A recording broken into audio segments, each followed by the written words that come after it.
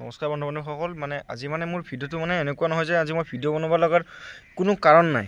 আজি মোৰ ভিডিঅ' বনাব লগাৰ কাৰণ এটাই হ'ল যে আজিকালি বহুত শুনি আছোঁ বা এতিয়া বৰ্তমান শুনি আছোঁ, বিয়া হোৱাৰ পিছত নিজৰ পুতেকে নিজৰ মাতৃক ঘৰৰ পৰা ওলাই বৃদ্ধাশ্ৰমত থৈ দিয়ে।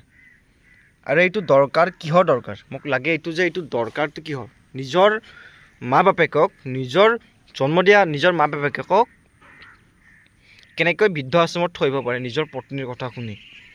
মোৰ এই কথাটো এটা সৰু কথা হ'ব পাৰে, এইটো সৰু কথা নহয় একচুৱেলি। বৰ্তমান এই কথাটো যেতিয়া মই শুনিছোঁ মোৰ বুকুখন কঁপনি উঠি আছে।